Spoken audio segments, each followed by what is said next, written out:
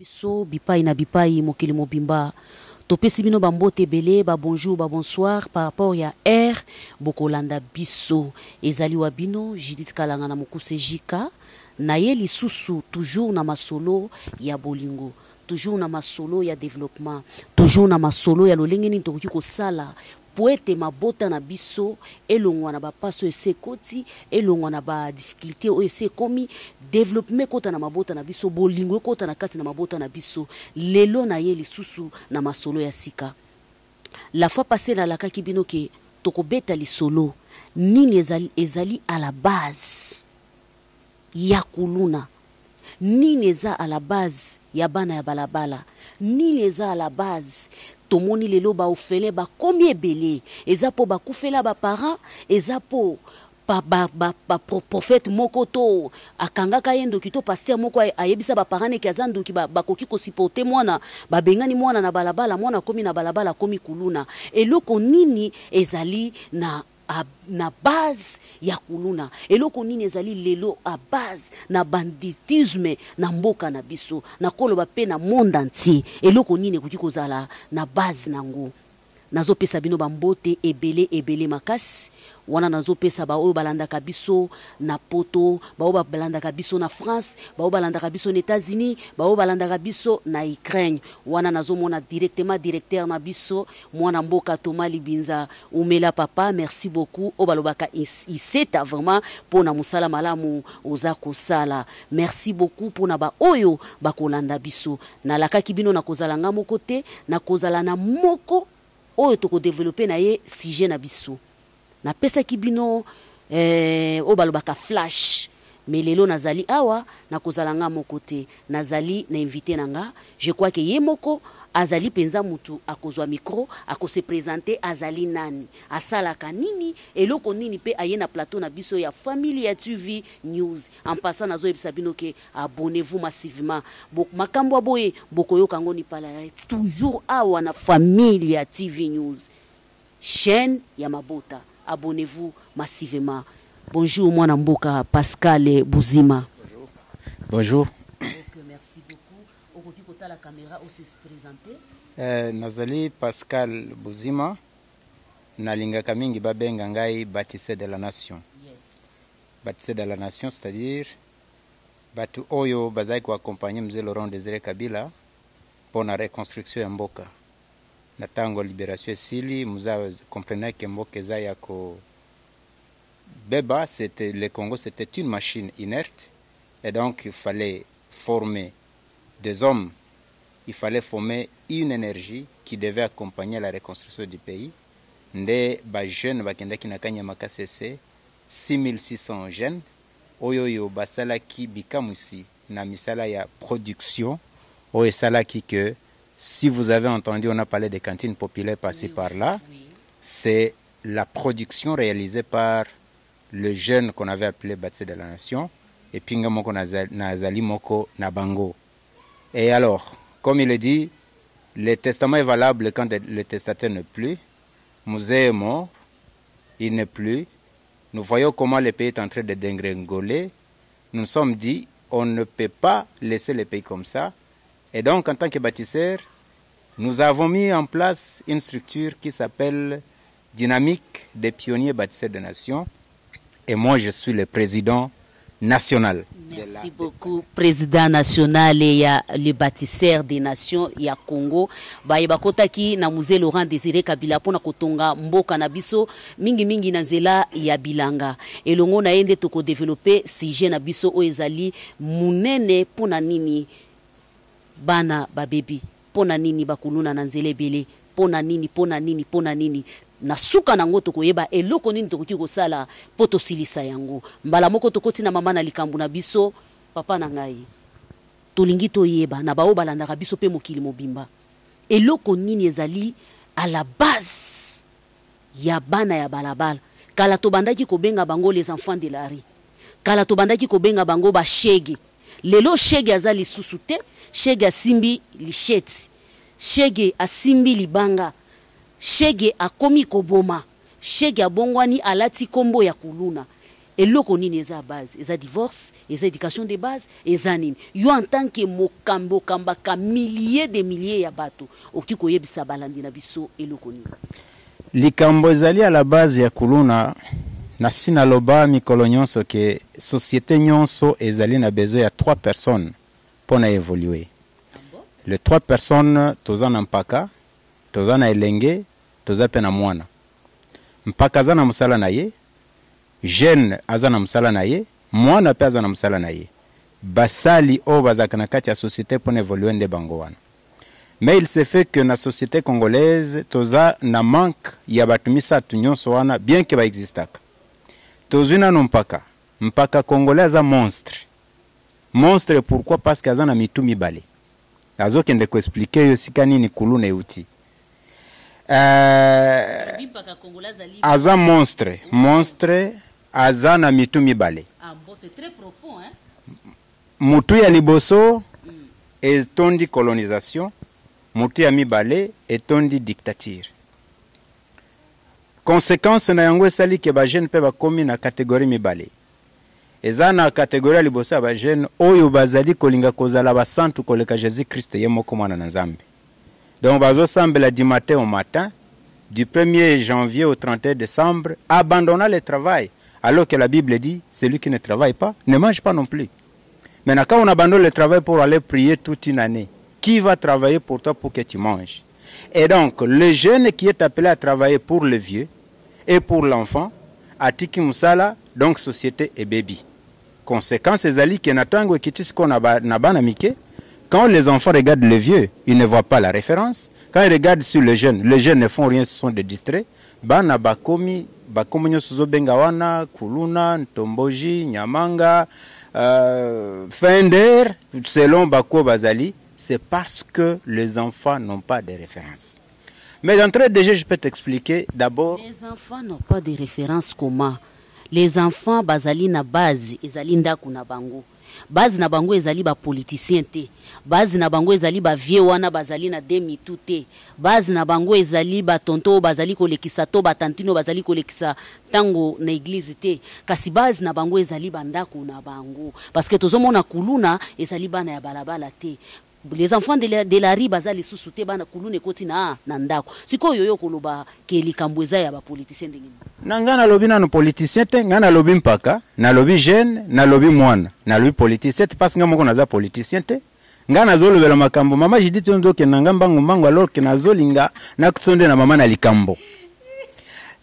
Likambo na zolo bezali mpaka, na zolo ba elenge, na zolo mwana muke. Alors, source ya kuluna euti na place oyoyo, tozo constater que société na biso ezangi batumisa to basala ke société etambola malamu. Ndengo na lobi mpaka. Mpaka lokola za na mitumi balaza monstre, moya pesa conseil na ba jeune ezate. Mpaka lokola za monstre, moye ala kisabatunzelo esengeli ezate. Jeune pe akobeti na distraction, akei na église avandi. Mikolo nyonso na église, mususu bazande ba coopérant ndenge toka kabango, moye ba éduquer parce que mwana muke azande copiste. L'enfant doit copier les jeunes. Papa Pascal, yo kotelemela mingi likambo ya église. Bongo yo kobosa na kababar. Omona ni oza munguna ya Nzambe alors. Oto ya Jésus-Christ de Nazareth. Ngai kutu na yebi Jésus-Christ à Nazareth, tenga na yebi Jésus-Christ vivant du Congo. Nena ni wana bandeko Lolita Basiala na France ozo kama kambo Tala Jésus-Christ de Nazareth oyo bayela biso na kati ya mboko oyo azaka d'abord ya nzala stati ya nzala na ekulusu bongo sikoyo stati eza na nzala ekosalisa ndenge nini yolia ovive malamu obokola bandenge sengeli. Moi je crois au ciel congolais parce que mbule betaka na mabele ya Congo eutaka nde likolo awa. Soko lobi na ngana ndimela Jésus-Christ de Nazareth na lingina tunonana wana lobi ke tokende lo ko tuna ngai te ponga nde nazali ko tuna yo mituna Jésus-Christ de Nazareth azali wana ezali selo yo ngai na lingina ilo babu eloko nini ali à la base ya bana ya balabala yo en tant que muto yo azali ko kamba ba jeune na lingina persona no le catégorie ya bana ozobenga kuluna. Bana ona bazali catégorie misatu. Yes. Catégorie ya liboso ezali bana oyo bazaka ba ange. Ba ange. Ba ange. Parce que baboti mingi bakoki kobota ange me bayebi yete. Na tango ange wana koti na famille, boyebi ko encadrer yete yeba ke suka suka koki mabino. Je peux te donner l'exemple à partir ya ndenge uti koloba Jésus-Christ de Nazareth. À l'âge de 12 ans, Jésus-Christ akimaka mama na ye na papa na ye. Baluka ye 3 jours. Soki ezaki na tango na biso balingi babenga ye kuluna. Lere pe baye koluka ye bakuti na église babi me papa na bazo luka yo kuna alobi no mama na ngana tata na ngezali ba bazali awa. C'est-à-dire il y a des familles oyo bayebi valeur okoki kobota mwana aleki na adresse na mais aza mwana yote. Aza na mission moko spécifique onza mbatinde na mokili. Mais là, quand tu ne sais pas encadrer cet enfant là, il va fuir parce que eza bana ya catégorie bana balinga makelele te. Et maintenant quand vous les taquinez parce que vous commencez à comprendre yete.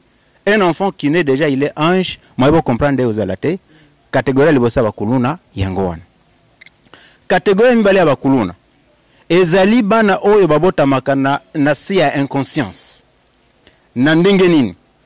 Il y a des papas on aebi ils fument du chanvre. Bezana ba papa oyo qui se drogue ba mela kazododo. Ezana ba oyo mela masanga donc ami bosani.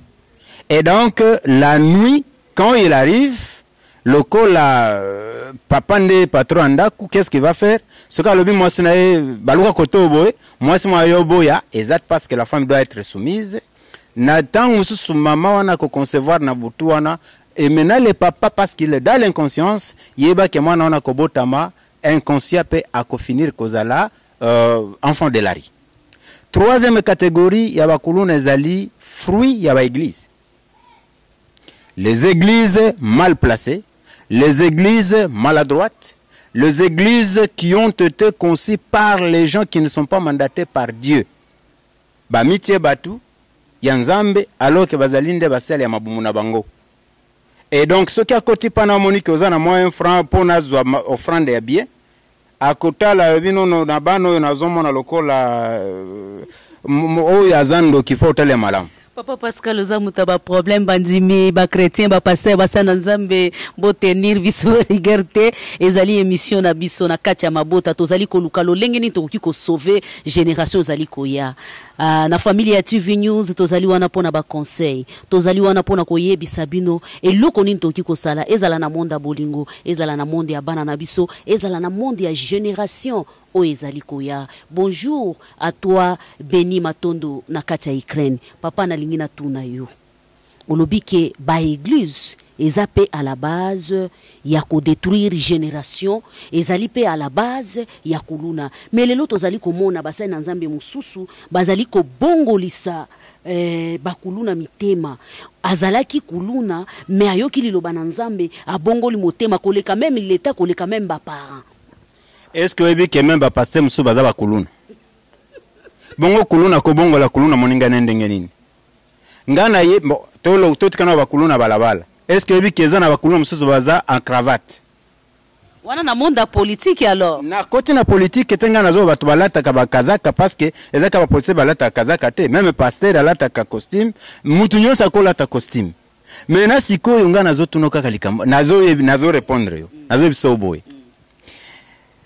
Batu nyonso oyo mona kabalata ka ba costume na ba cravate mutu na mutoza na église na ye bongo sikoyo société esali ke bakuluna bazala pona nini batu na ba costume ba changer yango te ba transformer yango te société nini parce que kuluna tozali komona ezali mwana mususu olobike ezavi ya famille na yeza ya pasi mususu olobike basalaki babotaki ye ezalaki jour esengela kite ke babota ye mena kotala ezali na mwana mususu famille ezali kozwa ye à 100% famille moko bien éduquée papa za docteur papa za maître avocat papa za journaliste aza politicien mais mwana a décidé akoma na balabala ezali pona nini est-ce que ezali toujours pona o chokoloba. Maman, j'ai dit que tu as lingol lobisanga makambe belé. Ah non, on a lobisanga makambe belé. Tala, likambo ya kuluna, c'est un problème complexe. Comment? Un problème complexe dans le sens que si on peut entrer dans la profondeur de la société, comme je suis en train de la décrire, oui. kuluna eza na origine nango na uti ko expliquer awa. Mais tango ko yebisanga ke mwana mususu aza na famille eza bien éduquée. Oui. Est-ce que okoki ko permettre ngana biso ke na Congo mutu moko aza éduqué azate? Tous les Congolais sont des mal éduqués. Comment alors? Comment alors Talana na Kinshasa Tozali? Est-ce que dans une ville où il y a des gens qui ont étudié comme vous les prétendez, et si kabatu baza bien éduqué, tokoki kozala na ba ngomba ya bafulu, tokoza na ba sachet na balabala partout, mutu amela mayo batu bazo suba na ba mir, bongo oso tuni mutu ana pono yo sala balobi na est-ce que yo mutoko bongisa mboko yo? Et tout le monde plaire. Quand tout le monde plaire, quand ça ne va pas pour tout le monde, c'est-à-dire il y a un problème dans la société, donc tout le monde est kuluna. Comment on va kuluna balabala te bisonyoso? D'ailleurs yo posa kuluna. Ngana zana nga kuluna te, s'il vous plaît, bolim sanga balandi na biso invité na nga ya lelo aza somo ezo pesa na kubanga tolo tuna ki nini eza la base ya kuluna, nini eza la base ya bana ya balabala, nini ezo sala, eza divorce, eza éducation de base, eza nini tozali elongo na papa Pascal Buzima oyo azali président ya ba pionnier les bâtisseurs ya nation.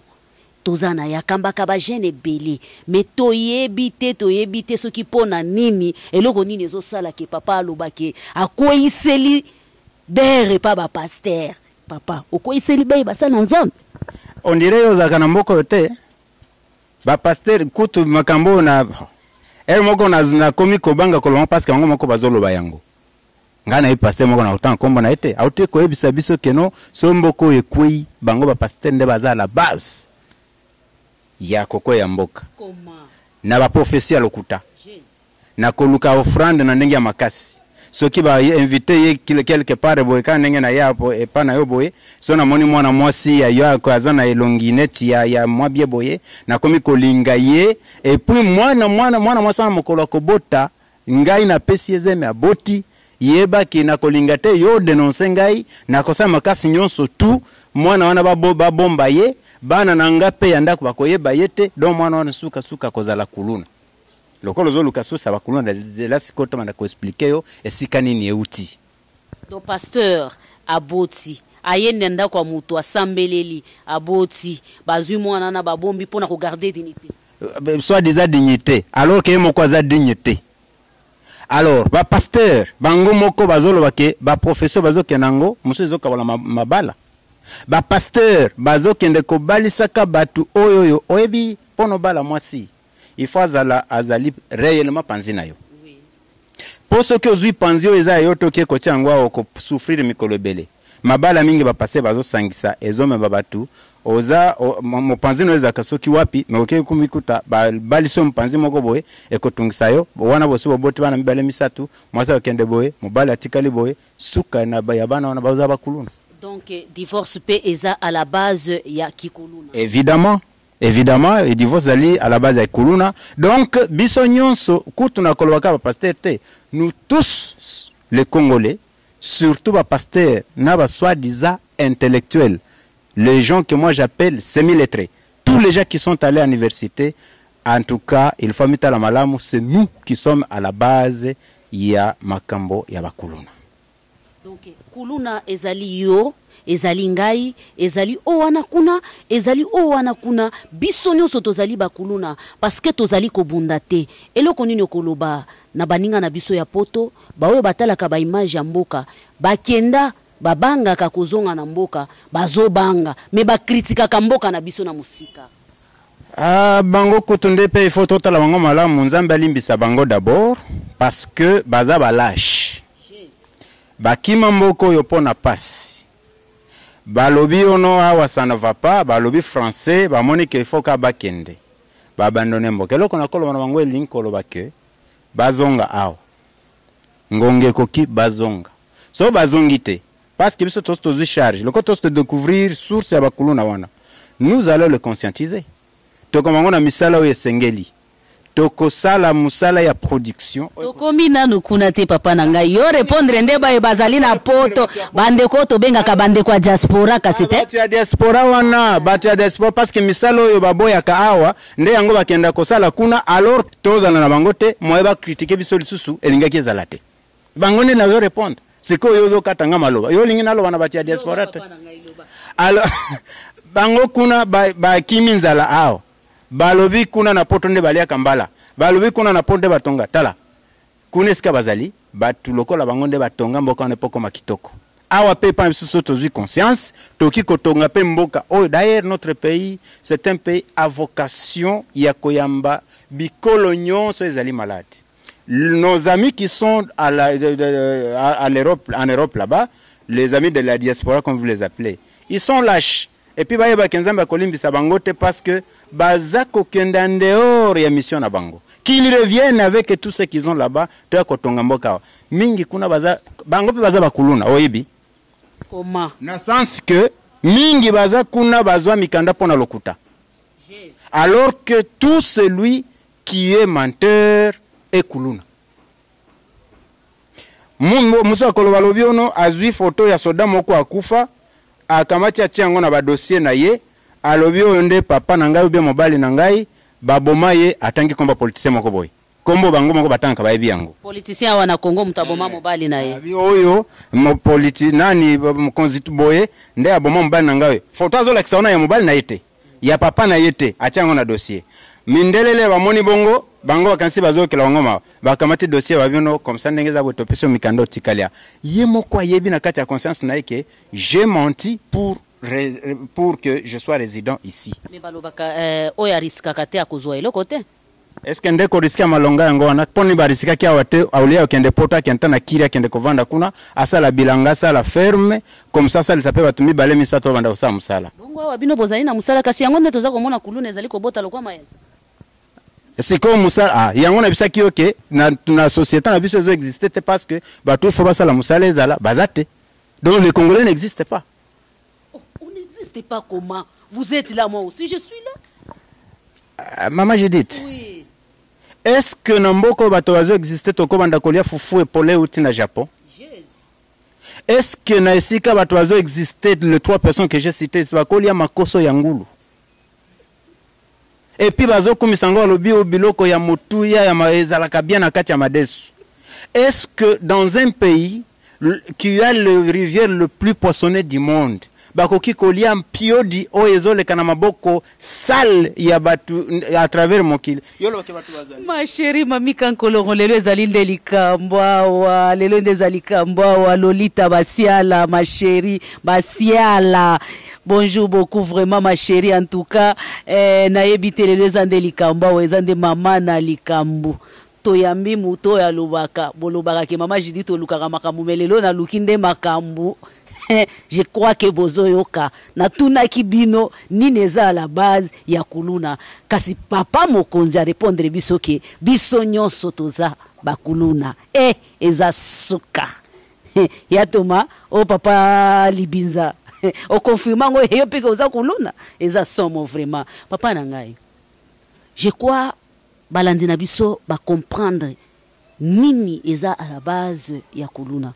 Mais kasi na koloba boye eloko nyonso balukaka kaka lolenge nini tokoki kosala poto bunda nango kasi eloko nini tokoki kosala poto sauver génération ya lelo pour sauver génération ya lelo si pas toutes les générations il faut d'abord to effacer croix oyo ba dessina likolo na biso parce que croix eza signe mabe croix e symbolise so moni croix na zambo kobanga. Mais ce qui okuti yango na église babisi yo nzambe ye wana alors que croix dans l'église dans la cimetière wata mususu mulandi mususu azo comprendre ekulusu ko nazolo ba ekulusu eza signe mabe poso moni ozotambola moni ekulusu babisi yango na mutuka boy okoyeba ke bembende na zana kati wana mais na biso ba congolais ba dessiner croix likolo na biso croix wana ekabola batu na 4 super groupe moko pe ya source ya bakulu na ngo wana. Donc, tozali na Bangala, Baswahili, Bakongo, Baluba. Et alors, qu'est-ce qui se passe? Natango déjà tokabwani modèle tokominde na cimetière. Comment vraiment? C'est très profond, hein? Na cimetière, batu baloba na kate. Awa Bangala balinga ka Baswahili te. Baswahili balinga ka Bakongo te. Bakongo balinga Baluba te. Batu nyonso wana kutu balinga Baswahili te. C'est la même chose au cimetière. Les gens ne se parlent pas. Bazo abokundami mokwa wa mususu mbe okotikala ko solola te. Donc na Congo to na mokili tozali nde na kati ya cimetière. Tozana na kati ya cimetière. Alors il faut tolonga na kati ya cimetière to koma batu. Alors solution ezali na ndenge tunaki pona makamba solution, il faut d'abord mettre les Congolais ensemble. Il faut tolongwa na tribalisme. Et comme biso esika mon côté. C'est à partir de du tribalisme nde batu bazo kokota la biso, pe bazo ko diviser biso. N'attend va diviser biso bazozo ezali ya moto ya bakena ngo na bamboka na bango biso totikale ba pauvre malheureux. Alors solution na makambo yo tozala nano esika moko. Deuxième solution ezali to natango tokozala esika moko, il faut to sala musala ya production musala mususu te parce que so lobi na ngana kendo sa musala na biro na ko yeba ke yopo isi obeli liboma biro na awa na kina Congo biro ezalaka te parce que administration ezate mutu na Congo ata moko atanga azate sikoyo okokende olo bato sala na biro to sala nini parce que dans le bureau on doit administrer ce qu'on a produit. Papa Pascal olobike na Congo mutu ata moko atanga te bongo toza komona la daire longonya na mokonzi mboka po ache gratuité ya enseignement tomoni ke mbula oyo bana na biso batangi gratuit mais yo kolobake mutu atanga te lolenge kani bongo yoko sala enseignement bongo ba docteur to alina bango bao bazui ba master bao bazui ba nani yoko lobake batangi te papa nanga iboni boyeko papa nanga ata yo moko batanga na monoko nini kasi batanga na lokoto ya français français nde monoko ya nani kasi monoko ya ba mindele ba yaki kokotela biso wana mboka donc elingi koloba po ba ke mutu atangi il faut le français yeso bongo sikoyo français soki to nito ba saki atanga toko il faut le monoko nini soki to lingi to ba so atanga te soki atanga français yo lobi yondo lobi que pour boyeba mutu atanga il faut le français bongo si nandimi papa en tout cas balandina biso de banga na papa eza makasi ko poto eba mutu atangi eza français te kasi ezali misala o mutu azali ko sala poto zo mona yazali député tozali ko mona yazali ministre tozali ko mona yazali songolo pakala yango na lobi kasi na Congo to alina ba docteur to alina ba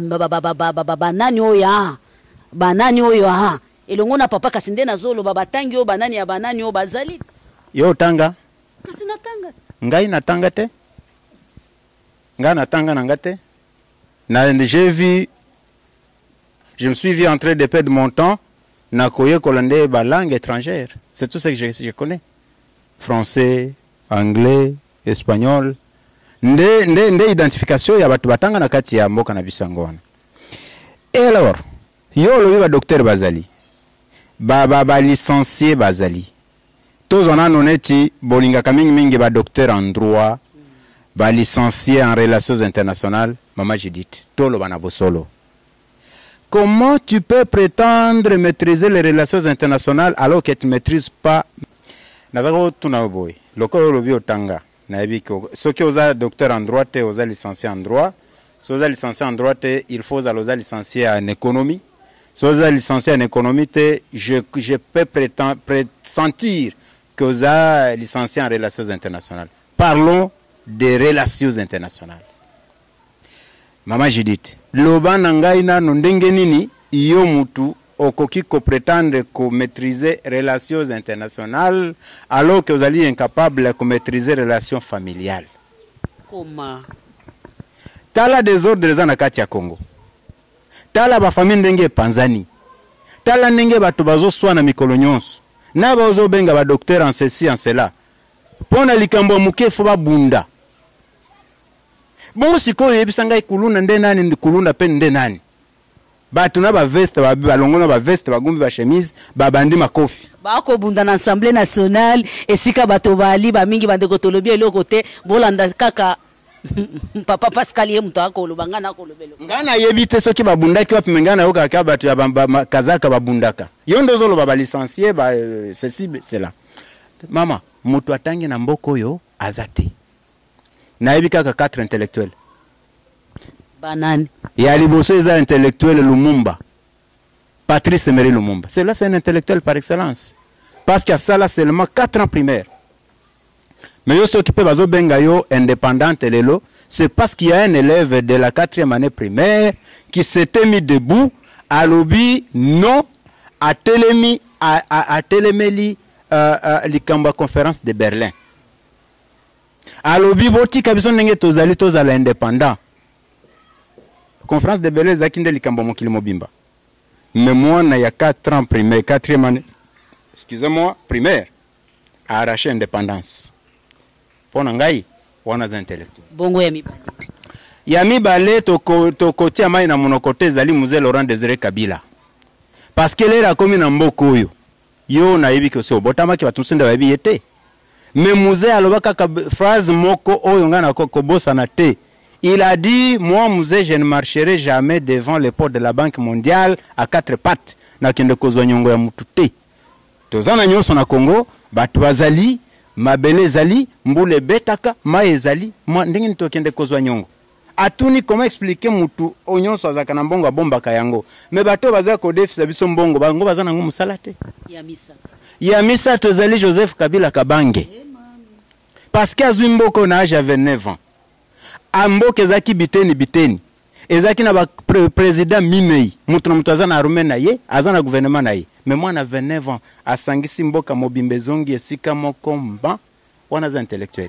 Deuxièmement, auti kosalisa ba élection awa alobi mundele akoti ya mbongo ata moko na kati ya élection na biso te pa tozala ba mandian te élection salema kite yo votaki te o votaki mundele ati ata enfronté.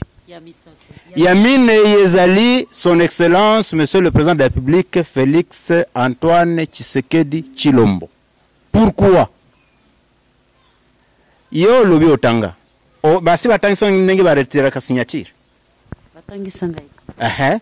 Maintenant ye akomi na esika moko boye bazo discuter makambo politique atali baninga na makambo to sala. Tonitobe bisamboka o batoyo a comprendre ke baninga ne batanga te. Bandeko botenir nga rigueur te wana ezali selon papa Pascal Buzima yenda zali ko bâtisseur de la nation moto kambaka ba jeune belé.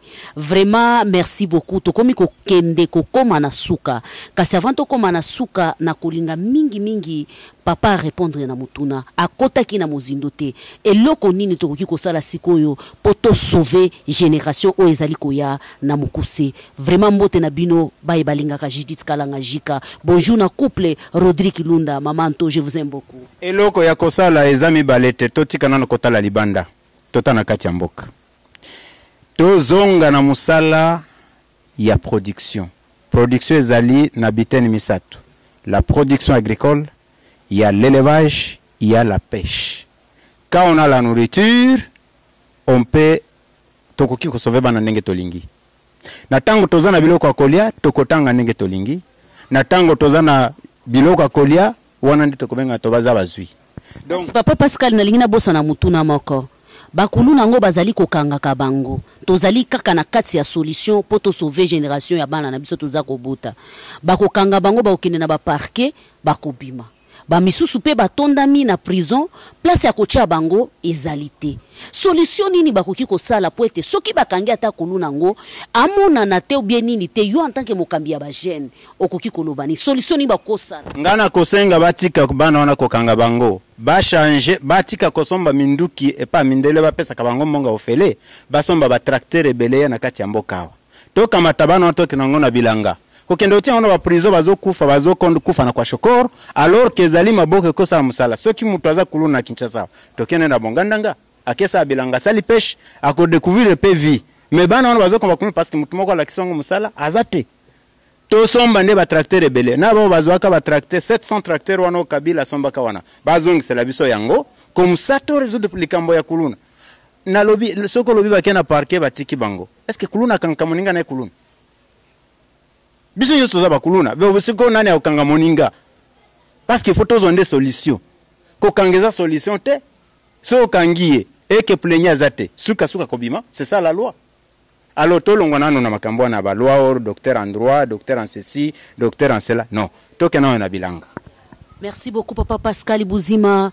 Bonjour à toi maman chérie, ma maman que j'aime beaucoup, maman Pascaline de la foi. Ma maman, beaucoup de bisous, je vous aime beaucoup. Parmi les conseillers Nangai, maman Zali, je vous aime beaucoup maman. Vraiment na kokoma poto chité poto koma na suka émission na biso. Papa Nangai. olobi ke basali na nzambe bazali pe na source ya kuluna kasi message nini okoki koadresse na mosali na nzambe moko akoki kolanda émission na biso na mokolo ya lelo?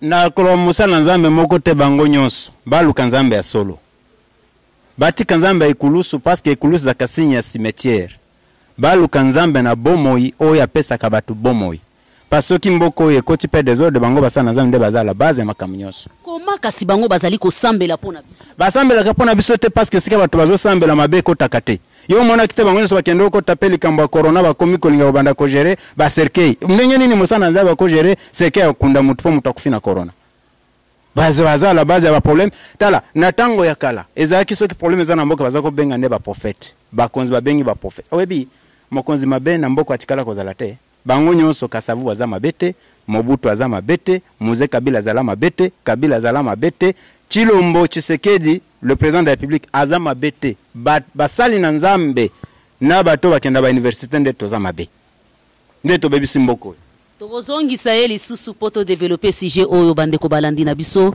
tokomi vraiment na suka liloba ya suka otali caméra en tant que mokambi ya bato olobi liloba ya suka pona ko sauver génération o ezali koya ba o ba ko remplacer biso na mbala ya sima ezali koya liloba ya suka na koyebisa na ba jeune nyonso na République démocratique du Congo ngonga ekokito tonga mboka na biso tokodonga mboka na bitumba te tokotonga mboka na kobomana te tokotonga mboka na kobunda na bakonzi te misala toluka ko tolozolo ba chômage za na mboka parce que na tokota musala malonga te tokende na bilanga tokende kosala bilanga tozwa biloko kolia tokende na mai toloba mbisi parce que bambisi musuzo kufana kati ya mai wana mutakoloba ngwaza te tosala élevage totika kolia makoso ya bangulu ya mindele to longwa na boumbo ya kozala na se ya mbo ya mindele pombo ya mindele liaka makoso te.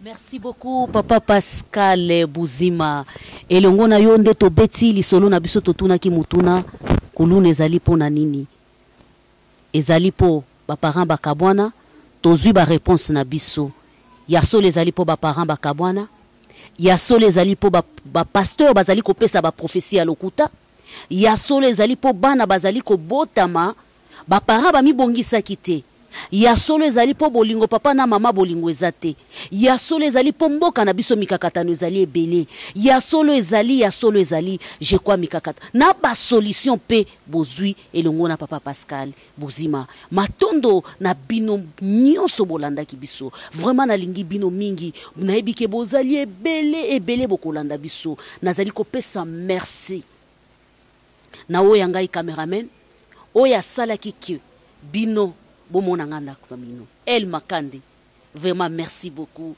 Elma de Elma merci beaucoup mon frère je dis encore merci à mon frère à moi Fabrice Mande mon petit à moi en tout cas merci beaucoup Moussalande Yangoyo vraiment merci Lolita Basiala merci beaucoup Naozongela Kayo vraiment je vous aime beaucoup vraiment merci à ma famille merci à Thomas Luyelo Libinza Nakacha Ukraine Umela na yo les PDG les directeurs les présidents Zwaka na yo nyonso tokabelio matondo mingi na famille mavakala nyonso tolingi bino mingi ngana bino tokutani na épisode mususu beaucoup de bisous je vous aime beaucoup.